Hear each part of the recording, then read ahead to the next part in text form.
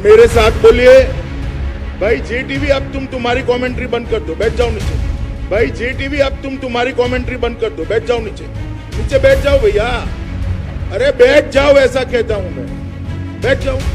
या तो आगे आकर बैठ जाओ या तो वहां बैठ जाओ। अरे यार, रिकॉर्डिंग सब साइट पर उपलब्ध है, क्या रिकॉर्डिंग कर रहे हो, बैठ जाओ। द लाइव टीवी, सच सबसे आगे।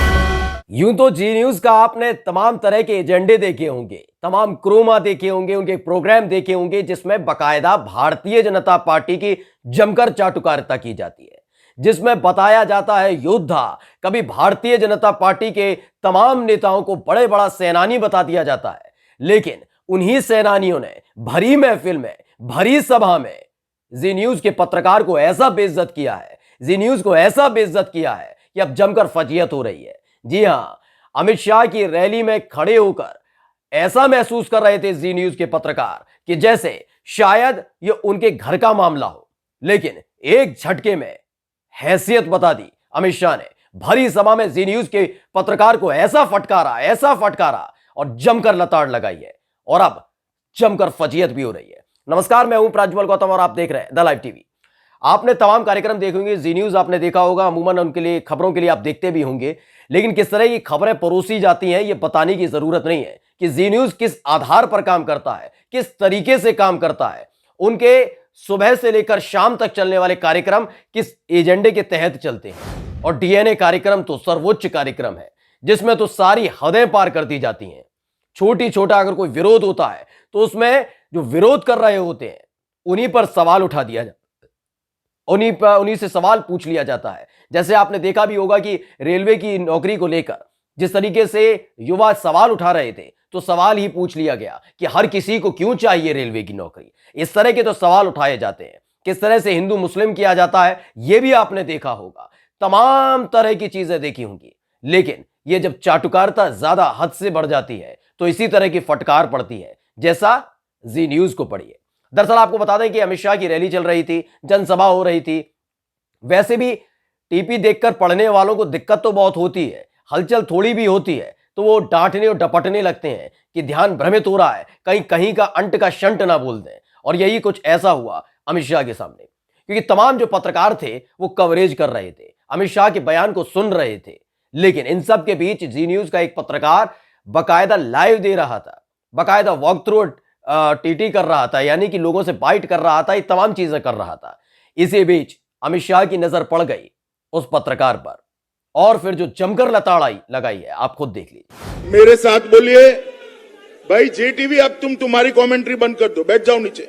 नीचे बैठ जाओ भैया, अरे बैठ जाओ, ऐसा कहता हूं मैं, बैठ जाओ। देखा आपने किस तरीके से अमित शाह ने किस लहजे में जी न्यूज के पत्रकार को झिड़क दिया है, जमकर फटकार लगाई है, कहा कि ए जी टीवी वाले नीचे बैठ जाओ, ये बाद में बोलते रहना, जो बोल रहे बाद में बोलते रहना, अभी बोलने की जरूरत नहीं है। वहां जो लोग मौजूद थे वो हंसने लगे थे, कहने लगे थे कि और करिए चाटुकारिता। इसी तरह की जगह जगह बेइज्जती तो होती ही थी। इन्हीं लोगों के चक्कर में आपने पत्रकारिता का बेड़ा करके कर दिया था। लेकिन अब भरी जनसभा के अंदर जिस तरह से अमित शाह ने जी न्यूज के पत्रकार को लताड़ लगाई है, उसके बाद जमकर इनकी चीचा लेदर हो रही है, फजीयत हो रही है। लोग अब तरह तरह की मीम्स भी बना रहे हैं। दरअसल अमित शाह की रैली के दौरान यही पत्रकार ये सोच रहे होंगे कि ये तो भारतीय जनता पार्टी की रैली है, ये तो अमित शाह की रैली है, यानी कि भारतीय जनता पार्टी ऊपर से अमित शाह, यानी ये तो घर का मामला है। तो आराम से अपने कार्यक्रम में व्यस्त वो भी नजर आ रहे थे। ये कहने सुनने वाला कोई नहीं है, क्योंकि भारतीय जनता पार्टी की रैली में तो जी न्यूज की आईडी समझ लीजिए अपने आप में एक आई कार्ड होता है, कुछ भी करने का, कुछ भी कह देने का, कुछ भी बोल देने का। और यही एक वजह है जिसके चलते ये ओवर स्मार्ट बनना, या फिर ये कहिए कि ज्यादा चाटू करता, अब जी न्यूज पर भारी पड़ गई है।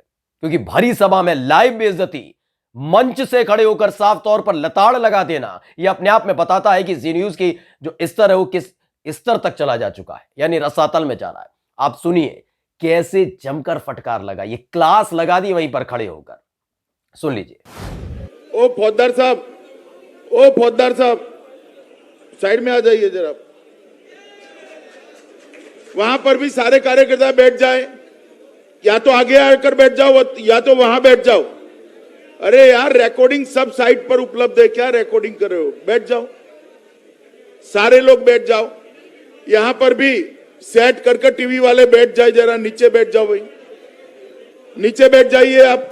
तो सुना आपने, ये है जी न्यूज, जिसको लेकर लगातार ये कहा जाता है कि हम राष्ट्रवाद की बात करते हैं, लेकिन जिन लोगों के लिए वो काम करते हैं, जिस राष्ट्रवाद का झंडा बुलंद करने का दावा वो करते हैं, उनके खुद के पत्रकार स्टूडियो में बैठकर क्या कुछ करते हैं बताने की जरूरत नहीं है।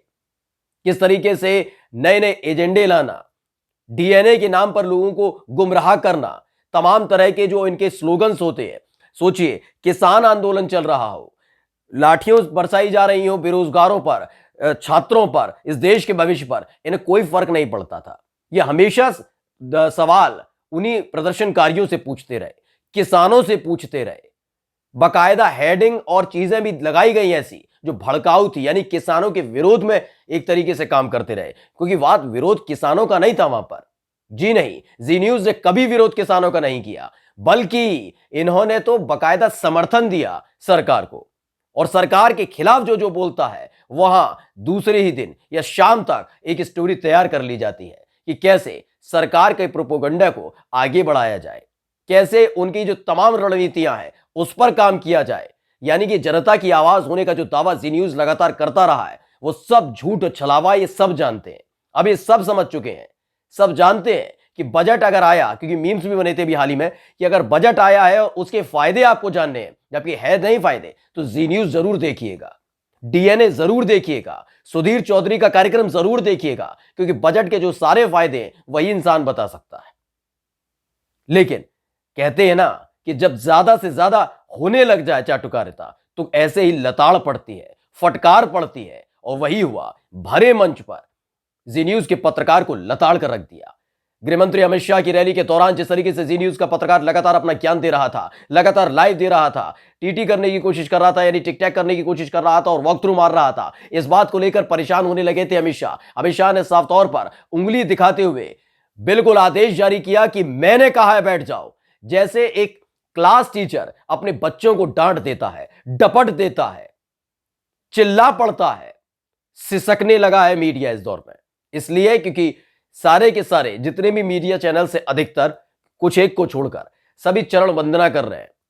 यानी कि कुछ भी इस देश में गलत होता है तो वो विपक्ष करता है, ये ऐसे सवाल पूछे जाते हैं। आपने देखा भी होगा, जी न्यूज पर अगर किसी भी पार्टी का प्रवक्ता, विपक्ष का कोई भी प्रवक्ता बैठता तो ऐसा महसूस होने लगता है कि जी न्यूज का जो एंकर है वो खुद ही पत्रकार है।